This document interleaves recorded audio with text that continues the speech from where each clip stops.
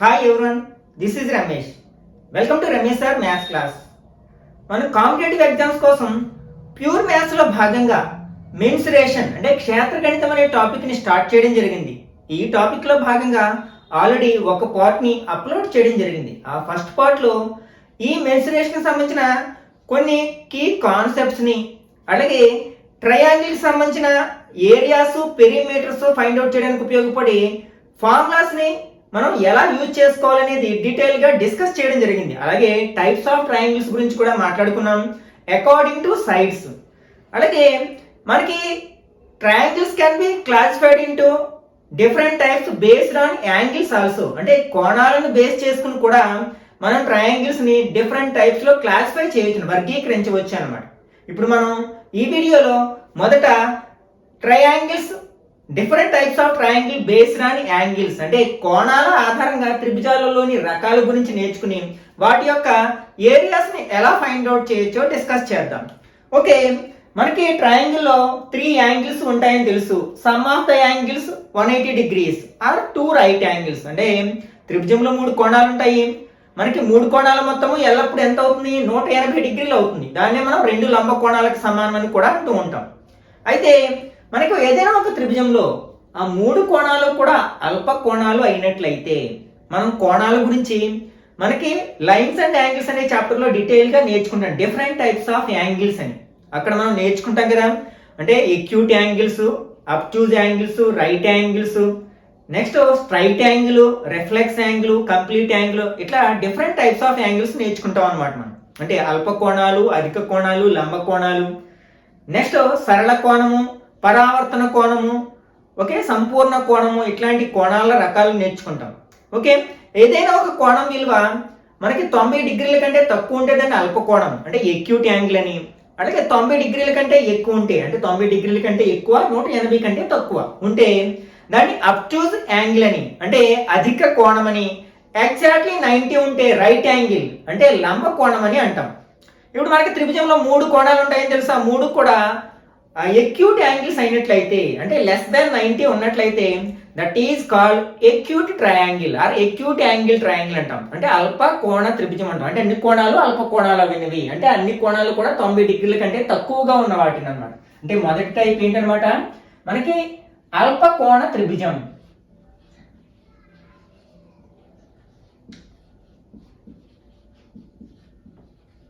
మనం దీన్ని ఇంగ్లీష్లో ఏమంటాం?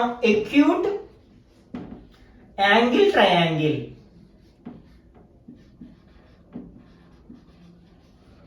అంటే దీని అర్థం ఏంటనమాట, ఒక త్రిభుజంలోని 3 కోణాలు కూడా అల్ప కోణాలు అంటే ఎక్యూట్ యాంగిల్స్ అనమాట. ఫర్ ఎగ్జాంపుల్ ఒక ట్రయాంగిల్ ఉంది, ఏబిసి అనే ట్రయాంగిల్ ఎలా ఉంది. ఫర్ ఎగ్జాంపుల్ ఇక్కడేమో 40 ఉంది, ఇక్కడ మనకి 60 ఉంది, ఇక్కడ మనకి 80 ఉంది అనుకున్నాం. మనకి సమ్ ఆఫ్ ద యాంగిల్స్ 180 అయింది. ఖచ్చితంగా 180 ఉంటుంది. 180 కంటే ఎక్కువ ఉండదు. ఏ ట్రయాంగిల్ తీసుకున్నా సరే 180 కంటే తక్కువ ఉండదు. ఓకే, ఇప్పుడు మనం 3 యాంగిల్స్ ని అబ్జర్వ్ చేసినట్లయితే ఈచ్ యాంగిల్ మనకి లెస్ దాన్ 90 ఉంది. 90 కంటే తక్కువగా ఉంది కదా. అంటే 90 కంటే తక్కువగా ఉండే యాంగిల్స్ ఏమంటాం మనం? ఎక్యూట్ యాంగిల్స్ అంటే అల్ప కోణాలు అంటాం. కాబట్టి దీన్ని మనం అల్ప కోణ త్రిభుజానికి ఎగ్జాంపుల్ గా చెప్పుకోవచ్చు అన్నమాట. ఓకే, నెక్స్ట్ సెకండ్ వన్ అధిక కోణ త్రిభుజం.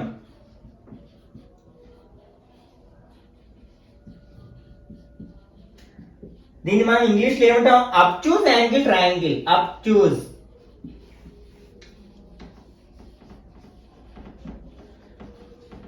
ఓకే, ఇంతకు ముందే చెప్పుకున్నాం కదా అబ్ట్యూజ్ యాంగిల్ అంటే ఏంటి? The angle greater than 90 or between 90 and 180 అంటే 90 కంటే ఎక్కువ 180 కంటే తక్కువ రెండింటి మధ్యలో ఉండే ప్రతి యాంగిల్ ని మనం అబ్ట్యూజ్ యాంగిల్ అధిక కోణం అంటాం.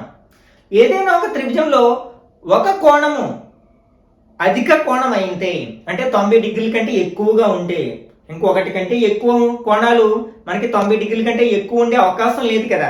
ఫర్ ఎగ్జాంపుల్ 2 కోణాలు 90 డిగ్రీల కంటే అధిక కోణాలు అయ్యే ఛాన్స్ ఉందా అంటే మనకి త్రిభుజంలో 3 కోణాలు మొత్తం ఎంత? 180 డిగ్రీలు. For example first angle 100 degrees అనుకుందాం అధిక కోణం. ఇంకో యాంగిల్ కూడా అధిక కోణం అవడానికి అవకాశం ఉందా? ఫర్ ఎగ్జాంపుల్ 95 డిగ్రీలు తీసుకున్నాను. ఇప్పుడు ఈ రెండింటిని యాడ్ చేస్తే మనకి ఎంత వస్తుంది? 195 డిగ్రీలు, 195 డిగ్రీస్ వచ్చింది. అంటే ఒక ట్రయాంగిల్ 2 యాంగిల్స్ యాడ్ చేస్తేనే 195 అయ్యే అవకాశం ఉందా? ఎందుకంటే triangle some of the 3 angles is 180 అవ్వాలి. అలాంటిది 2 యాంగిల్స్ యాడ్ చేస్తేనే 180 కంటే ఎక్కువగా ఉందంటే ఏమంటే థర్డ్ యాంగిల్ ఉండే అవకాశం లేదు. కాబట్టి మనకి ఒక ట్రయాంగిల్లో 2 అధిక కోణాలు ఉండే అవకాశం లేదు. ఎందుకంటే త్రిభుజంలో 3 కోణాలు మొత్తము 180 డిగ్రీలు కాబట్టి ఏదైనా ఒక త్రిభుజంలో ఒక కోణము అధిక కోణము అయినా 90 డిగ్రీల కంటే ఎక్కువగా ఉన్నట్లయితే దానిని మనం అధిక కోణ త్రిభుజం అంటాం. ఫర్ ఎగ్జాంపుల్ ఒక ట్రయాంగిల్ ఇలా ఉంది.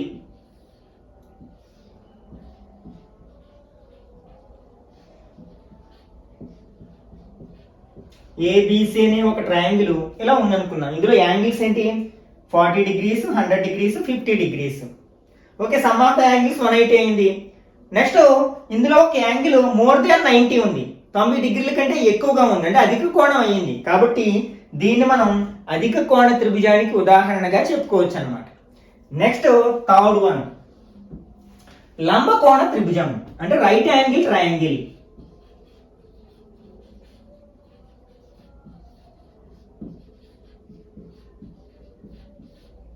Okay, right angle triangle.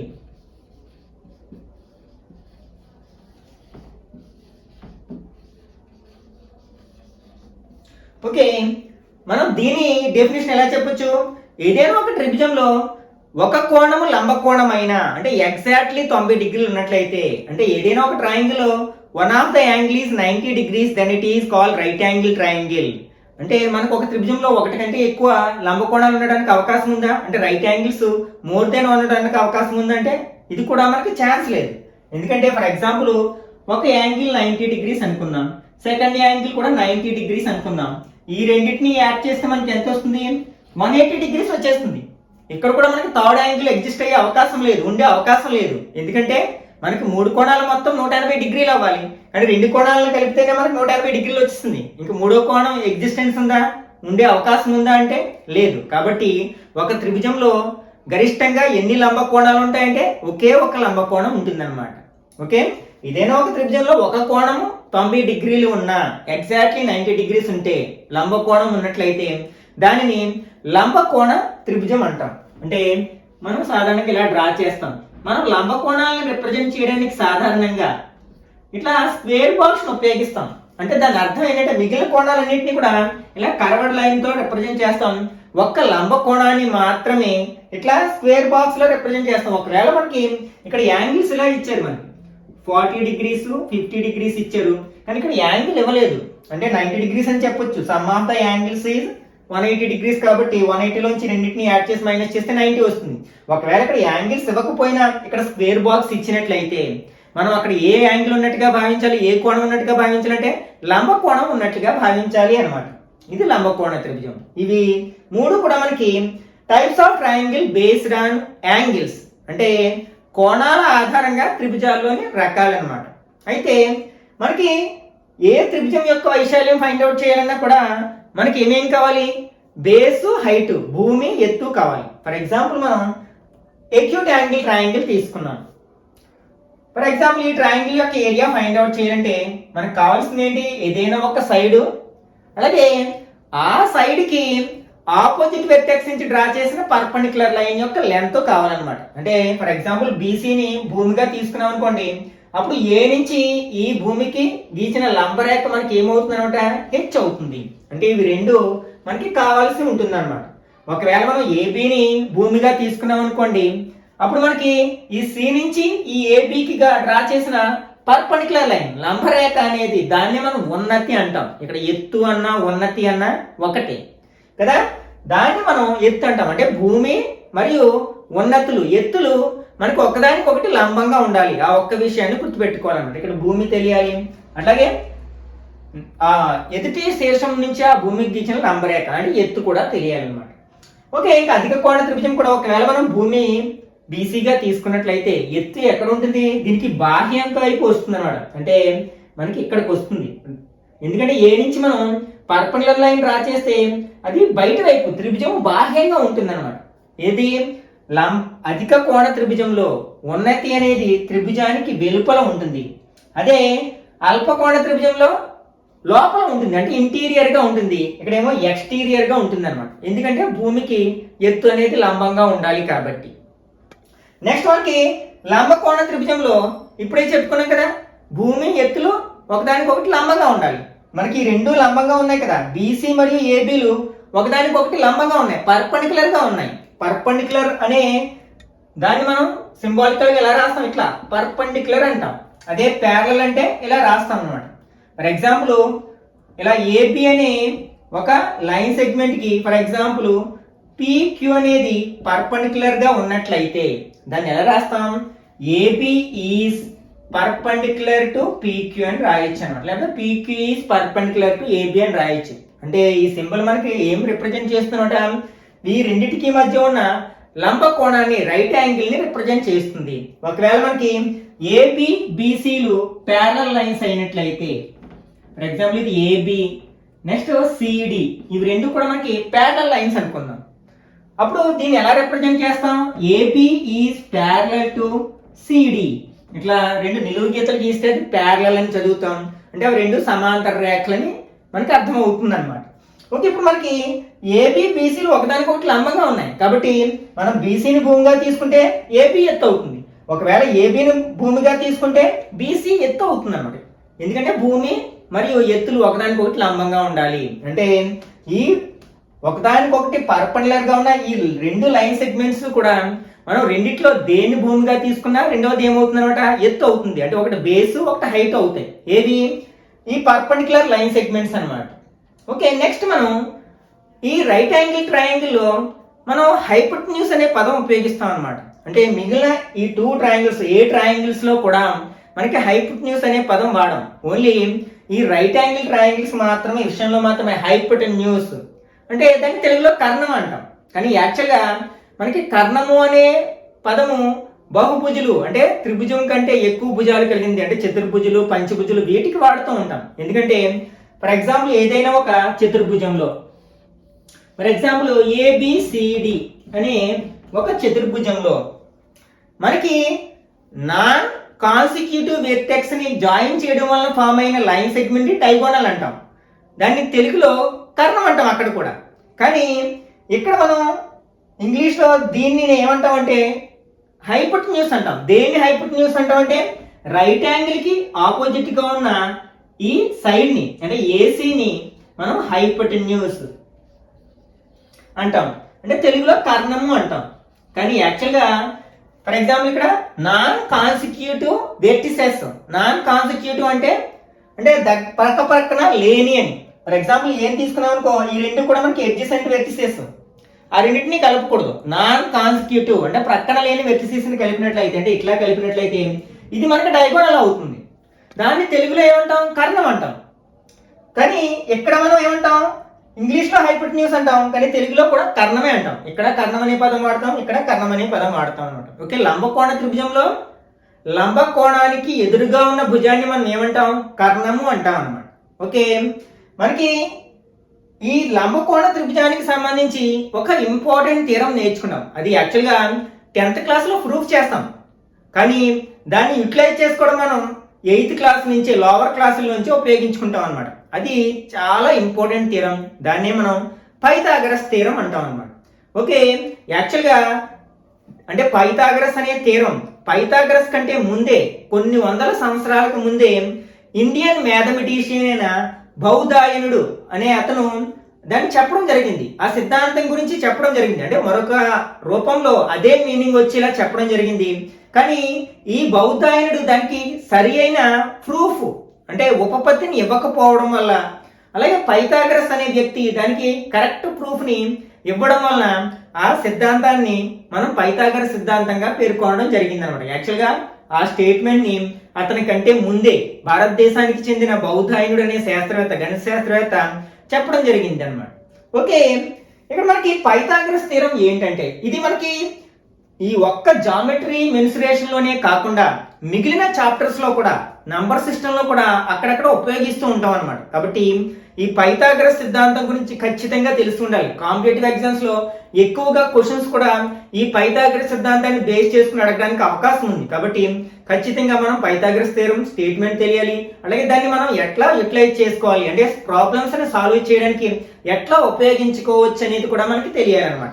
ఒకసారి మనం పైథాగరస్ సిద్ధాంతం గురించి చూసినట్లయితే పైథాగరస్ థియరం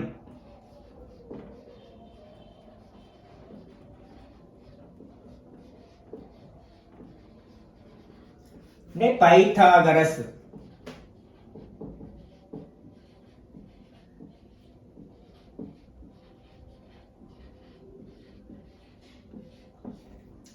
ఓకే, మనకి పైథాగరస్ సిద్ధాంతం అనేది ఓన్లీ లంబకోణ త్రిభుజాలకి మాత్రమే, రైట్ యాంగిల్ ట్రయాంగిల్స్ కి మాత్రమే వర్తిస్తుంది. ఈ విషయాన్ని గుర్తుపెట్టుకోవాలి.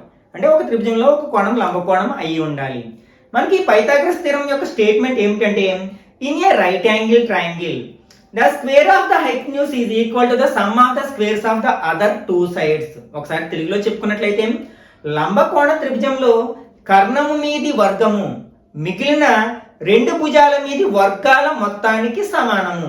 ఓకే, మనం ఈ స్టేట్మెంట్ ని బట్టి పట్టాల్సిన అవసరం లేదు, అందులో ఉన్న అర్థాన్ని మనం గ్రహించే సరిపోతుంది.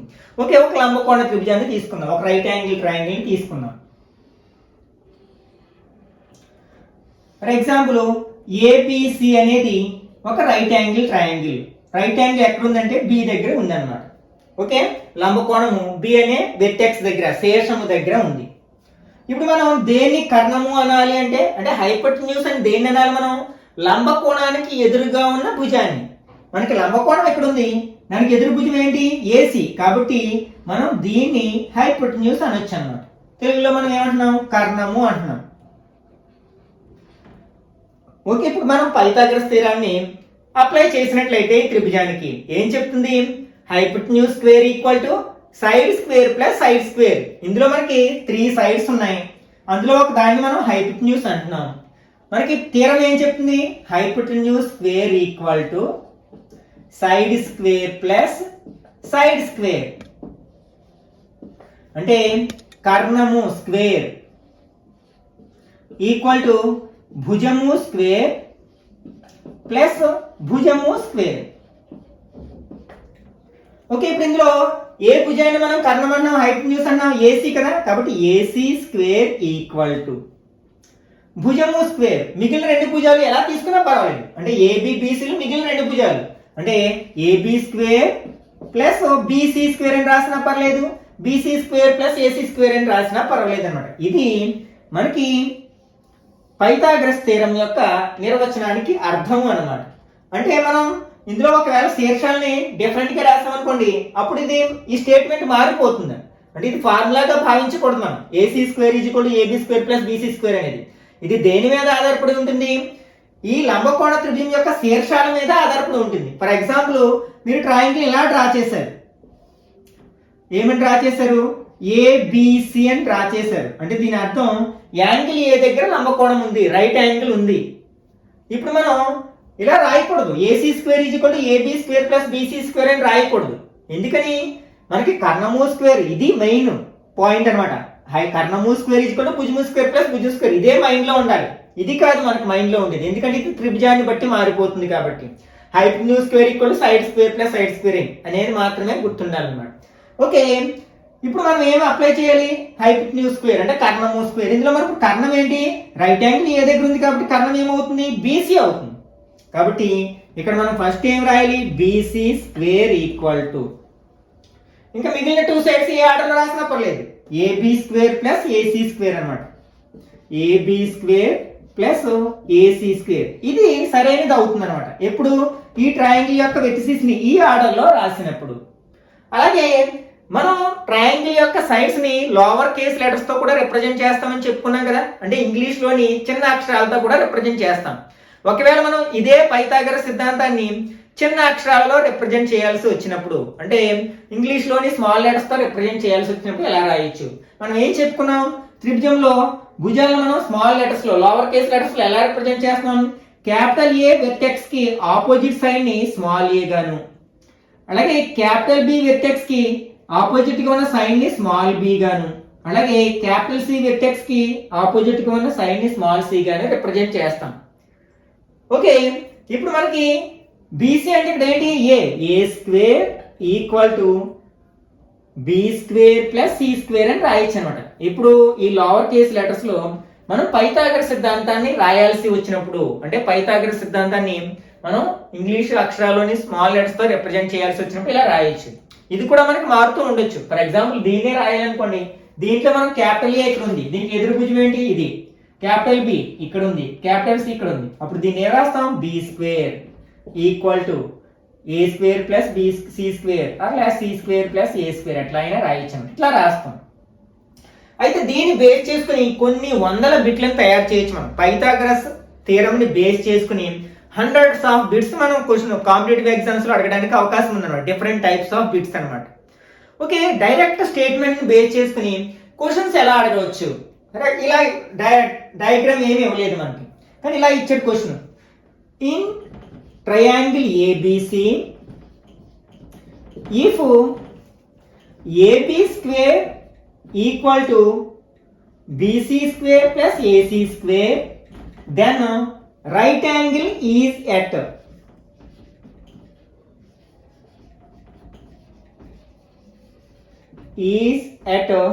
Dash vertex. అంటే ఏబిసి త్రిభుజంలో AB square equal to BC square plus AC square అంటే మనకి ఏం గుర్తొస్తుంది, పైథాగరస్ థియరం గుర్తొస్తుంది.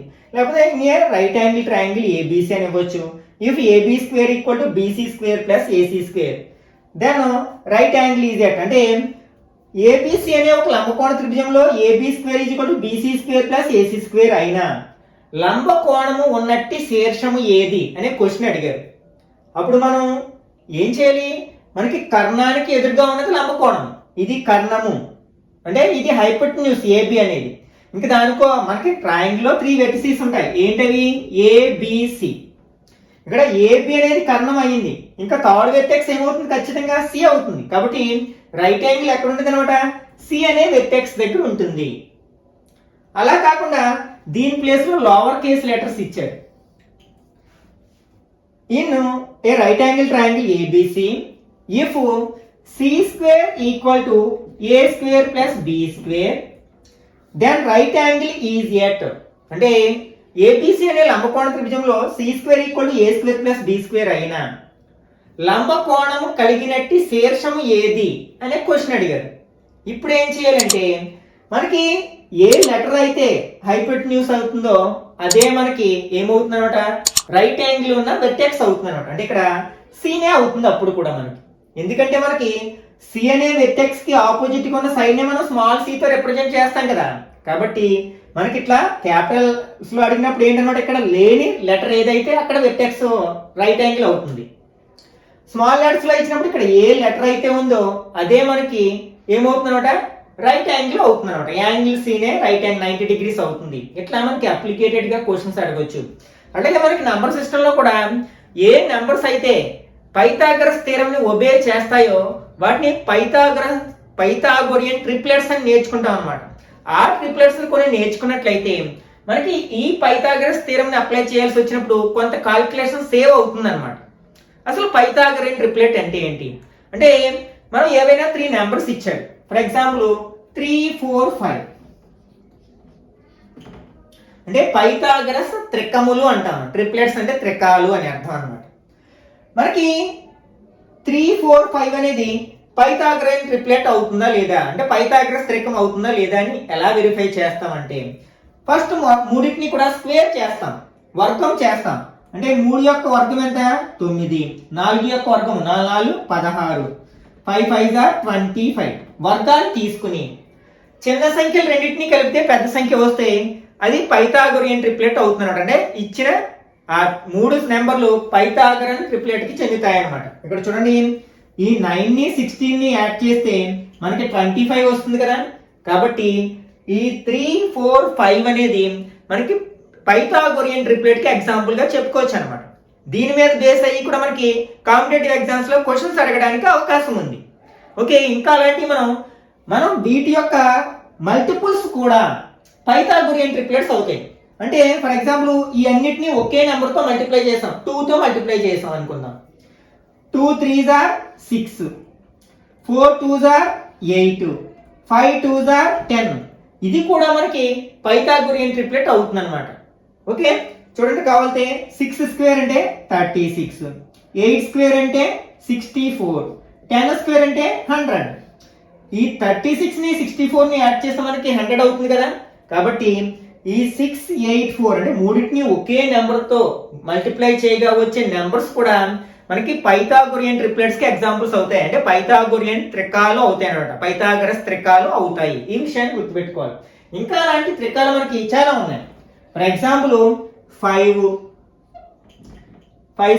నెక్స్ట్ 12 13. 5 స్క్వేర్ ఎంత 25, 12 స్క్వేర్ ఎంత 144, 13 స్క్వేర్ అంటే 169. మనకి ఈ రెండింటిని యాడ్ చేస్తే మనకు 169 వస్తుంది కదా. కాబట్టి 5 12 13 అనేది కూడా ఒక పైథాగోరియన్ ట్రిప్లెట్, అంటే పైథాగరస్ త్రికము అవుతుంది అనమాట. ఇట్లాంటి వాటిని మనం రికగ్నైజ్ చేసినట్లయితే, మనం మెమరైజ్ చేసినట్లయితే ఈ పైథాగరస్ సిద్ధాంతం మీద బేస్ అయ్యి అడిగే క్వశ్చన్స్ కి మనం ఆన్సర్స్ చాలా ఈజీగా ఆన్సర్ చేయొచ్చు అనమాట.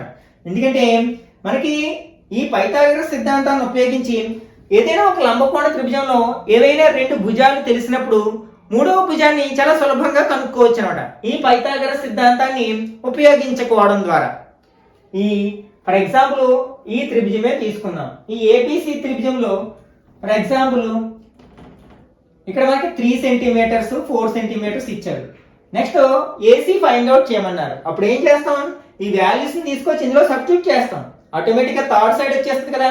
కానీ ఈ కాల్కులేషన్ అంతా మనం టైం సేవ్ చేసుకోవాలి అంటే ఈ కాల్కులేషన్ చేయకుండా ఇట్లాంటి పైథాగరస్ ట్రిప్లెట్స్ అంటే పైథాగరస్ త్రికాలని కొన్ని గుర్తుపెట్టుకోవాల్సి ఉంటుంది అనమాట. 3 4 5 6 8 10 5 12 13 ఇట్లాంటివి మనకి కొన్ని ఉంటాయన్నమాట. అట్లాంటి వాటిని మళ్ళీ ఒకసారి ఏదైనా సందర్భంలో డీటెయిల్ గా డిస్కస్ చేద్దాం. నెక్స్ట్ మనకి ఐసోసెలస్ రైట్ యాంగిల్ ట్రయాంగిల్ గురించి కూడా కొంత విషయం మనం తెలుసుకోవాల్సి ఉందన్నమాట. ఎందుకంటే దీన్ని బేస్ చేసుకుని కూడా మనకి కాంపిటేటివ్ ఎగ్జామ్స్ లో క్వశ్చన్స్ అడుగుతూ ఉన్నారు. ఐసోసెలస్ రైట్ యాంగిల్ ట్రయాంగిల్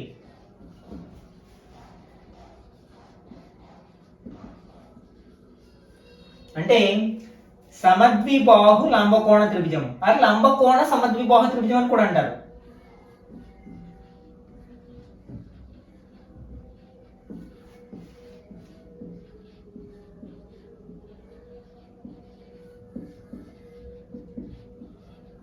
తెలుగులో దీన్ని ఎక్కువగా లంబకోణ సమద్విబాహు త్రిభుజం అని అంటూ ఉంటాం అనమాట. యాక్చువల్గా ఐసోసెలస్ అనేదేమో అకార్డింగ్ టు సైడ్స్, అంటే మనం డిఫరెంట్ టైప్స్ ఆఫ్ ట్రయాంగిల్ నేర్చుకున్నాం కదా. సైడ్స్ ని బేస్ చేసుకుని, యాంగిల్స్ ని బేస్ చేసుకుని, సైడ్స్ ని బేస్ చేసుకుని 3 టైప్స్, యాంగిల్స్ బేస్ చేసుకుని 3 టైప్స్. ఈ ఐసోసెలస్ అనేది ఎక్కడ నేర్చుకున్నాము, సైడ్స్ ని బేస్ చేసుకుని, అంటే భుజాల ఆధారంగా మనం 3 రకాల త్రిభుజాలు ఉంటాయి. అందులో సమద్విబాహు త్రిభుజం అనేది ఒక రకం.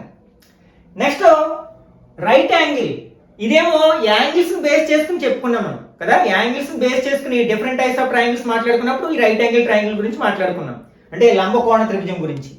అంటే మనకి ఒకే ట్రయాంగిల్ లో సమద్విబాహు త్రిభుజానికి ఉండాల్సిన లక్షణాలు, లంబకోణ త్రిభుజానికి ఉండాల్సిన లక్షణాలు ఉన్నట్లయితే దాన్ని మనం లంబకోణ సమద్విబాహు త్రిభుజము, ఐసోసెలస్ రైట్ యాంగిల్ ట్రయాంగిల్ అంటాం. ఫర్ ఎగ్జాంపుల్ ఏదైనా ఒక ట్రయాంగిల్ లో, ఫర్ ఎగ్జాంపుల్ ఏబిసి అనేది ఒక ట్రయాంగిల్ అనుకుందాం. ఇది మనకి బి దగ్గర రైట్ యాంగిల్ ఉంది. మనకి రైట్ యాంగిల్ ట్రయాంగిల్ లో ఎప్పుడు కూడా హైపోటెన్యూస్ అనేది లాంగెస్ట్ సైడ్ అవుతుంది. అంటే లంబకోణ త్రిభుజంలో కర్ణం అన్నిటికంటే పెద్ద భుజం. మనం లోయర్ క్లాసులో నేర్చుకుంటాం కదా, మనకి అల్ప కోణానికి అంటే చిన్న కోణానికి ఎదురుగా ఉన్న భుజం చిన్నగా ఉంటుంది, పెద్ద కోణానికి ఎదురుగా ఉన్న భుజం పెద్దగా ఉంటుంది. ఫర్ ఎగ్జాంపుల్ ఒక త్రిభుజం తీసుకున్నాం, ఇలా ఏబిసి అనేది ఒక త్రిభుజం అనుకుందాం. ఇది 3 సెంటీమీటర్స్, ఇది 4 సెంటీమీటర్స్, ఇది 5 సెంటీమీటర్స్ ఉందనుకుందాం. ఓకే, ఇప్పుడు వీటిలో అతి చిన్న భుజం ఏదంటే ఏబి. కాబట్టి దీనికి ఎదురుగా ఉన్న కోణము అతి చిన్న కోణం అవుతుంది అనమాట. అట్లాగే అతి పెద్ద భుజం ఏదంటే బీసీ కదా, దీనికి ఎదురుగా ఉన్న కోణము అతి పెద్ద కోణం అవుతుంది. అంటే ఇది పెద్ద కోణం అవుతుంది. అంటే యాంగిల్ ఏ అనేది పెద్ద కోణము, యాంగిల్ సి అనేది చిన్న కోణము. అంటే the side opposite the smaller angle is smallest side and the side opposite the larger angle is longest side అన్నమాట. ఓకే, దీని వైస్ వెర్సా అంటే రివర్స్ లో కూడా. అంటే మనకి పెద్ద కోణానికి ఎదురుగా ఉన్న భుజం పెద్ద భుజం అవుతుంది, అలాగే చిన్న కోణానికి ఎదురుగా ఉన్న భుజం చిన్న కోణం అవుతుంది. మనకి లంబకోణ త్రిభుజంలో అన్నిటికంటే పెద్ద కోణం ఏంటంటే లంబకోణం. కాబట్టి దానికి ఎదురుగా ఉన్నది ఏంటి? కర్ణము. కాబట్టి లంబకోణ త్రిభుజంలో అన్నిటికంటే పెద్ద భుజం ఏది? లాంగెస్ట్ సైడ్ ఏదంటే హైపోటెన్యూస్ అంటే కర్ణం అవుతుంది. ఇంకా మిగిలిన రెండు సైడ్స్ భుజాలు కూడా సమానంగా ఉన్నట్లయితే అప్పుడు దీన్ని ఏమంటాం మనం? లంబకోణ సమద్విబాహు త్రిభుజం, ఐసోసెలస్ రైట్ యాంగిల్ ట్రయాంగిల్ అంటాం. మనకి ఐసోసెలస్ ట్రయాంగిల్ అవ్వాలంటే ఒక ట్రయాంగిల్ ఏవైనా టూ సైడ్స్ ఈక్వల్ గా ఉండాలి. ఇందులో ఈ టూ సైడ్స్ ఈక్వల్ గా ఉన్నాయి కాబట్టి దీన్ని మనం ఐసోసెలస్ ట్రయాంగిల్ అనొచ్చు. అట్లాగే రైట్ యాంగిల్ ట్రయాంగిల్ అనాలంటే త్రీ యాంగిల్స్ లో ఏదైనా ఒకటి రైట్ యాంగిల్ అవ్వాలి, అంటే లంబకోణం అవ్వాలి. ఇక్కడ యాంగిల్ బి లంబకోణం రైట్ యాంగిల్. కాబట్టి దీనికి రెండింటికి ఉన్న లక్షణాలు ఉన్నాయి కాబట్టి దీన్ని మనం ఏమంటాం అనమాట? ఐసోసెలస్ రైట్ యాంగిల్ ట్రయాంగిల్, లంబకోణ సమద్విబాహు త్రిభుజం అంటాం. ఇప్పుడు మనకి ఈ త్రిభుజంలో ఏదైనా ఒక భుజం ఇచ్చినప్పుడు దీని యొక్క ఏరియాని ఫైండ్ అవుట్ చేసేసేయచ్చు. ఎందుకంటే ఈ భుజము తెలిస్తే ఈ భుజం తెలిసిపోతుంది.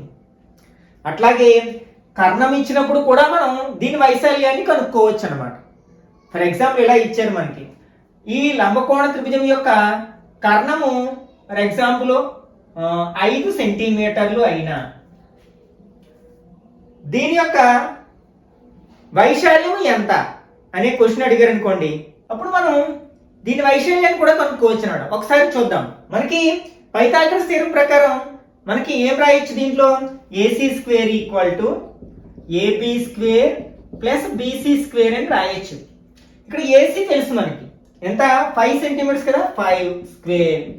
ఇక్కడ ఏపీ అండ్ బీసీ ఈక్వల్ గా ఉంటాయి కదా, కాబట్టి దీన్ని ఎక్స్ అనుకుంటే ఇది కూడా ఎక్స్ అవుతుంది. అంటే X square plus X square అంటే 5 స్క్వేర్ చేస్తే 5 5 25 ఈక్వల్ టు 2x స్క్వేర్ అవుతుంది. ఓకే, ఇప్పుడు ఎక్స్ స్క్వేర్ ఈక్వల్ టు ఏమవుతుంది? 2ని ఈ సైడ్ పంపిస్తే బై 2 అవుతుంది కదా, 25/2 అవుతుంది. అప్పుడు X equal to square root of 25/2 అంటే 25 యొక్క వర్గమూలం 5 కదా, 5/2కి వర్గమూలం లేదు కాబట్టి √2 అని అవుతుంది అనమాట. ఇప్పుడు మనకి ఎక్స్ వాల్యూ వచ్చింది అంటే బేసు 5/√2 అవుతుంది, అలాగే హైట్ కూడా 5/√2 అవుతుంది.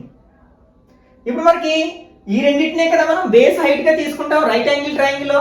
కాబట్టి ఏరియా ఆఫ్ అంటే ఏబిసి ట్రయాంగిల్ యొక్క వైశాల్యం ఏమవుతుంది? ఫార్ములా ఏంటి మనకు? Half pH. కాబట్టి హాఫ్ ఇంటూ బేస్ ఏంటి? 5/√2, 5/√2 ఇంటూ హైట్ కూడా 5/√2నే కదా, 5/√2. 5 5 25/2 ఇంటూ √2 ఇంటూ √2 ఏమవుతుంది? 2 అవుతుంది. అంటే 25/4 స్క్వేర్ యూనిట్స్ అంటే చదరపు యూనిట్లో అవుతుంది అనమాట.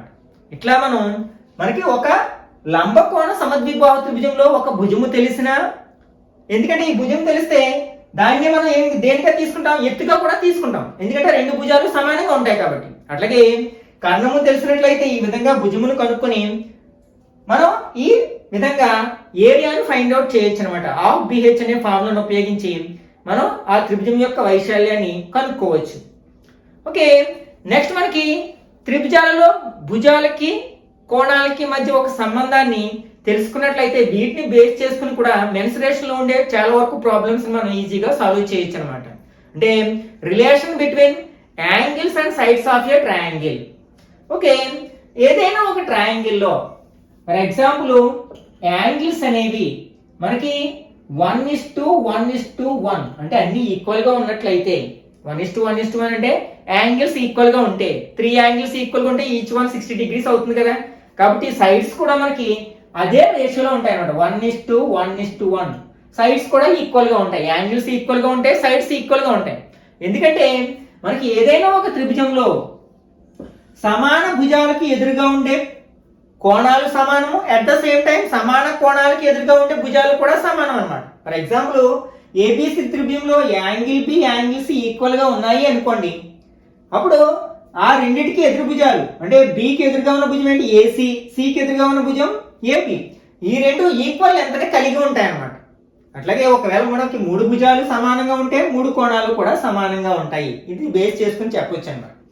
నెక్స్ట్ సెకండ్ వన్, ఒకవేళ మనకి ఏదైనా ఒక త్రిభుజంలో కోణాలు 1:1:2 నిష్పత్తిలో ఉన్నట్లయితే అంటే 1:1:2 రేషియోలో ఉన్నట్లయితే అప్పుడు వాటికి ఎదురుగా ఉండే భుజాలు మనకి ఏ రేషియోలో ఉంటాయంటే 1:1:2 రేషియోలో ఉంటాయి అన్నమాట. ఫర్ ఎగ్జాంపుల్ దీన్నే ఎగ్జాంపుల్ గా తీసుకోవచ్చు. మనకి సమాన భుజాలకి ఎదురుగా ఉండే కోణాలు సమానం కాబట్టి ఈ రెండు కోణాలు కూడా ఈక్వల్ గా ఉంటాయి. మనకి ఇది ఎలాగో 90 డిగ్రీస్, మిగిలిన 2 యాంగిల్స్ ఎంత అవుతాయి 90 డిగ్రీస్ అవుతాయి. ఎందుకంటే మా టోటల్ 180 అవ్వాలి కాబట్టి. మరి ఆ 90ని ఈక్వల్ గా చేస్తే ఏమవుతుంది 45 అవుతుంది ఈచ్ యాంగిల్. ఇప్పుడు వీటికి రేషియో ఫైండ్ అవుట్ చేసాం అనుకోండి 45:45:90 వీటి యొక్క angles. 45 table 1 time, next 1 time 2 times. అంటే ఇక్కడ యాంగిల్స్ ఏ రేషియోలో ఉన్నాయి మనకి 1:1:2 రేషియోలో ఉన్నాయి కాబట్టి వీటికి ఆపోజిట్ గా ఉండే సైడ్స్ మనకి ఏ రేషియోలో ఉంటాయి అనమాట 1:1:2 రేషియోలో ఉంటాయి. అంటే మనకి ఇది 45 అంటే దీన్ని ఇది 1 అయితే ఇది 45 1 ఇది √2 అవుతుంది అనమాట. ఈ రేషియోలో ఉంటాయి. ఓకే, యాంగిల్స్ కి ఆపోజిట్ గా ఉండే సైడ్స్ గురించి మాట్లాడుకుంటున్నాం మనం. ఓకే, నెక్స్ట్ ఒకవేళ మనకి యాంగిల్స్ అనేవి 1:2:3 రేషియోలో ఉన్నట్లయితే ఫర్ ఎగ్జాంపుల్ ఒక ట్రయాంగిల్ ఇలా ఉంది, ఇది 30 డిగ్రీస్, నెక్స్ట్ 60 డిగ్రీస్, 90 డిగ్రీస్.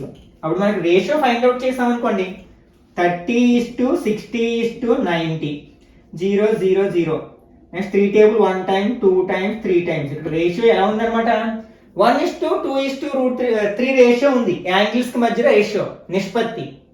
అప్పుడు వీటికి ఎదురుగా ఉండే భుజాలు ఆపోజిట్ సైడ్స్ ఏ రేషియోలో ఉంటాయంటే 1:√3:2 రేషియోలో ఉంటాయి. మనం ఈ విషయాన్ని మనం మెమరైజ్ చేసినట్లయితే గుర్తుపెట్టుకున్నట్లయితే మనకి మెన్సురేషన్ కి సంబంధించిన కొన్ని ప్రాబ్లమ్స్ ని సాల్వ్ చేయడానికి ఇవి చాలా సహాయపడతాయి అన్నమాట.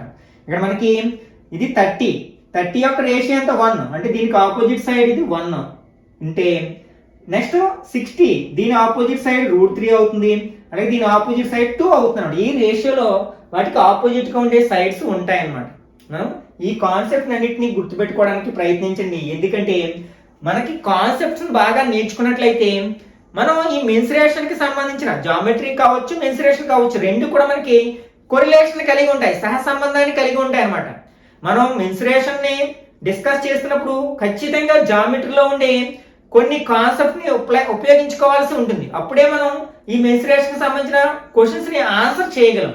కాబట్టి మనకి జామితి లేకుండా క్షేత్ర గణితం లేదు, ఆ విషయాన్ని మైండ్ లో ఉంచుకోవాలన్నమాట. మనం జామితికి సంబంధించిన కాన్సెప్ట్ ని బాగా నేర్చుకున్నట్లయితే ఈ క్షేత్రమితికి సంబంధించిన క్వశ్చన్స్ ని చాలా ఈజీగా ఆన్సర్ చేయగలుగుతాం. ఓకే, నెక్స్ట్ మనం నెక్స్ట్ పార్ట్ లో ఈ ఏరియాస్ అండ్ పెరిమీటర్స్ సంబంధించిన మరికొన్ని కాన్సెప్ట్స్ ని డీటెయిల్ గా డిస్కస్ చేద్దాం. ఈ వీడియో నచ్చినట్లయితే లైక్ చేయండి, అలాగే మీ ఫ్రెండ్స్ కూడా షేర్ చేయండి. ఇట్లాంటి మరిన్ని వీడియోస్ కోసం ఛానల్ ని సబ్స్క్రైబ్ చేసుకుని రెగ్యులర్ గా ఫాలో అవడానికి ప్రయత్నించండి.